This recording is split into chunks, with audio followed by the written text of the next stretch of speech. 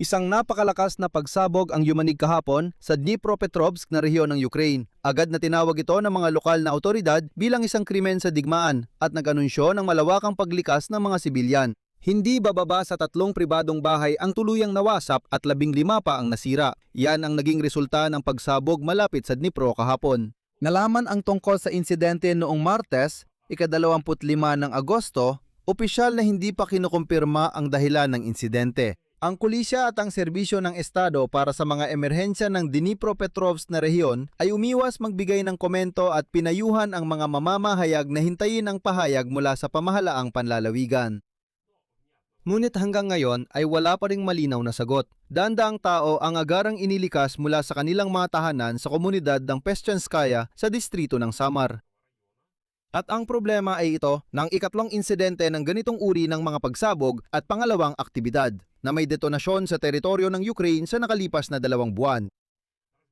Tatalakayin natin ng maingat kung ano ang nangyari kamakailan malapit sa Samar at bakit tinatawag na ito ng mga lokal na otoridad bilang isang krimen sa digmaan. Ang pangalan ko ay Alexei Pechi. Talakayin natin ang paksang ito ng magkasama. Pero bago tayo magsimula, hinihiling ko sa inyo na mag-subscribe sa channel, i-like ang episode na ito at huwag kalimutang mag-iwan ng inyong komento sa ilalim ng video na ito. Maaaring pagkatapos ninyong mapanood. Kaya magsimula tayo sa mga mismong katotohanan. Noong ika-25 ng Agosto, malapit sa lungsod ng Samar, sa Dnipropetrovsk na rehiyon, naganap ang isang napakalakas na pagsabog. Agad na ipinakita ng mga lokal na page sa social media ang laki ng pagsabog at nag-ulat tungkol sa sunog pagkatapos nito. Sa ilang mga lugar, agad na ipinahayag ang paglikas. Vanya, tumakbo ka sa kaliwa. Sa kasamaang palad, may nasawi at obvi. Sa mga mamamayang may kapansanan sa kalaw, kunin ang mga dokumento. Kinakailangan gamot ang mga panahinggan ayon sa dalawang anya at mula sa dokumento tungkol sa dahilan. Pinayuhan na kanilang mga kinatawan ang mga mamamahayag na maghintay sa CBL.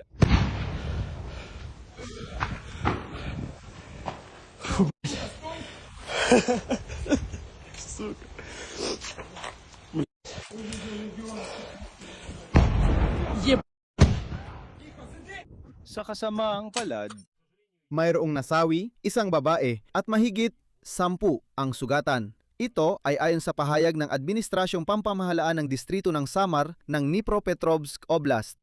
Isinasagawa ang paglikas ng mga residente mula sa mapanganib na lugar ayon sa mga autoridad. Hinihiling sa mga residente ng Peshchanskaya Hromada at Orlovchansky Starostinsky District na manatiling kalmado at mahigpit na sundin ang mga tagubili ng mga kinatawan ng autoridad, pulisya at mga tagapagligtas. At dito, nais ko ring banggitin na sa pangkalahatan, sa anumang uri ng paglikas, kailangang iwasan ng mga tao ang paglapit sa mapanganib na lugar. Huwag hadlangan ang trabaho ng mga serbisyong pang-emergency, tumulong sa mga bata, matatanda, at mga mamamayang hirap kumilos, dalhin ang mga dokumento, kinakailangang gamot at mga pangunahing pangangailangan. Sa umaga ng Agosto 26, patuloy pa ring nagtatrabaho sa lugar ng pagsabog ang mga investigador ng pulisya, mga eksperto sa pampasabog at lahat ng kaugnay na serbisyo. Ang hepe ng pangrehiyong administrasyong militar ng Dnipropetrovsk na si Alexander Ganza ay naghayag kahapon na nagtatrabaho siya sa Peschanka, distrito ng Samar, sa lugar ng krimen sa digmaan. Ganito niya tinawag ang nangyari, krimen sa digmaan. Nagdaos ng pagpupulong si Ganza kasama ang mga tagapagpatupad ng batas, mga tagapagligtas, mga kinatawan ng lokal na pamahalaan at mga kaugnay na serbisyo. Siya rin ang nag-ulat na 3 pribadong bahay ang nawasak at 15 ang nasira. Agad na inilikas ang mga tao mula sa epicenter ng pagsabog sa mga unang minuto pa lang. Limitado ang pagpasok sa mapanganib na lugar. Maraming medyang Ukrainian ang nagkumpirma na kahapon pa lang, diretsong sinabi ng mga autoridad na isang krimen sa digmaan ang ginawa ng Federasyong Ruso. Bagamat ang pulisya at mga tagapagligtas ng Dnipropetrovsk rehiyon ay opisyal na umiwas muna sa pagbibigay ng ganitong mga komento tungkol sa dahilan. Pinayuhan ng kanilang mga kinatawan ang mga mamamahayag na hintayin ang hiwalay na pahayag mula sa pamahalaang panlalawigan dahil maaaring sensitibong paksa ang lugar ng pagsabog. Wala nang ibang detalye sa ngayon.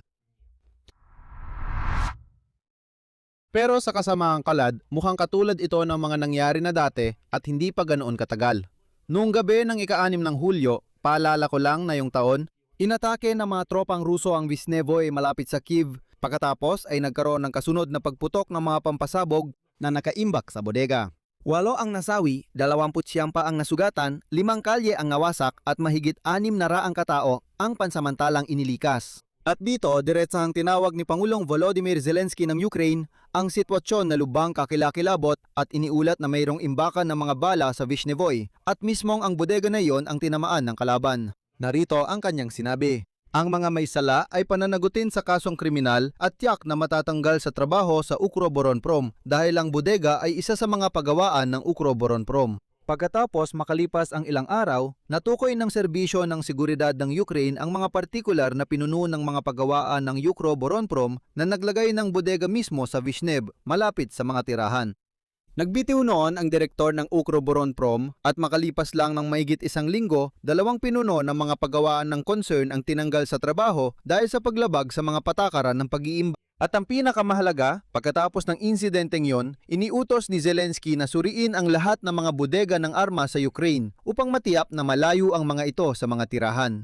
Bagaman dapat tandaan na malabong sinadya ng Ukroboronprom na ilagay ang mga bala sa mga ganitong uri ng bodega dahil sa masamang intensyon. Dahil ang mga bodega na ito sa Ukraine ay mula pa noong panahon ng Unyong Soviet kung kailan nasa labas pa sila ng lungsod. Ngunit lumaki ang mga lungsod at sa huli ay napalibutan na ng mga bahay ang mga bodega. At gusto ko ring sabihin na wala namang nag-akala na ang mga Ruso ay babagsak at magiging ganito kabangis na sa ika-21 siglo ay magsisimula sila ng isang malawakang digmaan. Pero ang Vishnevaya sa kasamaang palad ay hindi rin ang nag-iisang ganitong insidente na yung Taginet. Noong Hulyo sa isang military training ground sa labas ng Khmelnytsky, nagkaroon ng hindi makontrol na pagsabog ng mga bala na tumagal halos buong araw.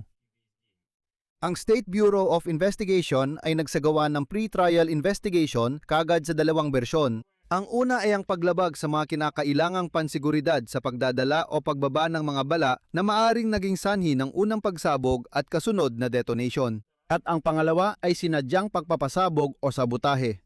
Ang pangalawa ay mula sa kalaban na layuning sirain ang mga armas ng Ukraine at mga reserbang technical militar. Noon, 5 sundalo ang nasugatan. Ibig sabihin, mayroon na tayong precedent kung saan kahit ang opisyal na investigasyon ay hindi agad, ika nga, matukoy kung kapabayaan o sinadyang pag-atake ang nangyari.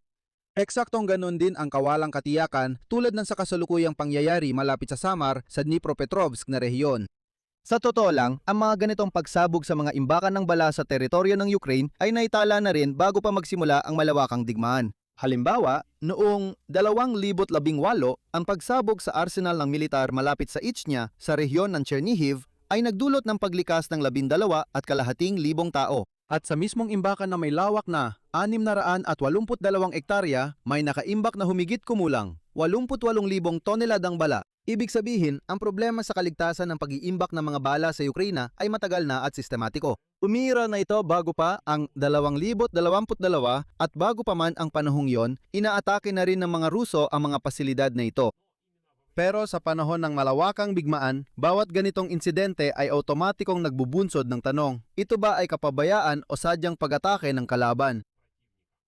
Sa kabuuan, sa loob ng 1.5 buwan, ito na ang hindi bababa sa ikatlong insidente ng mga pagsabog at pangalawang detonation sa teritoryo ng Ukraine. Vishnevaya noong ika-6 ng Hulyo, training ground malapit sa Khmelnytsky. Ika-31 ng Hulyo, at ngayon naman, Peschanka malapit sa Samar noong ika-25 ng Agosto. Sa unang kaso, mabilis at malinaw na natukoy ang dahilan. Ito ay isang pag-atake ng Russia sa imbakan ng mga bala dahil dito nawala ng posisyon ang ilang partikular na pinuno ng depensa ng Ukraine. Sa pangalawang kaso, hindi pa rin matukoy ng investigasyon kung paglabag sa mga patakaran sa pag-iimbak at transportasyon o sabotahe ng kalaban ng sanhi. At sa ikatlong kaso, sa nangyari kahapon, ang lokal na pamahalaan ay tinatawag na itong isang krim sa digmaan kahit hindi pa tapos ang investigasyon. Kahit na ang pulisya at ang serbisyong pang-emergency ay hindi pa opisyal na kinukumpirma ang dahilan, pero iisa lang ang konklusyon dito. Mahalagang alagaan ang sariling kaligtasan at mga kaibigan, huwag kailanman baliwalain ang mga hudyat ng babala sa pag-ataking panghimpapawid. Dito ko ilalagay ang 3 tuldok. Ibahagi ninyo ang inyong opinyon at mga konklusyon sa mga komento sa ilalim ng episode na ito. Mag-subscribe kayo sa channel, pindutin ang kampanilya at huwag kalimutang mag-like. Yun lang po, ingatan ninyo ang inyong sarili. Paalam sa lahat.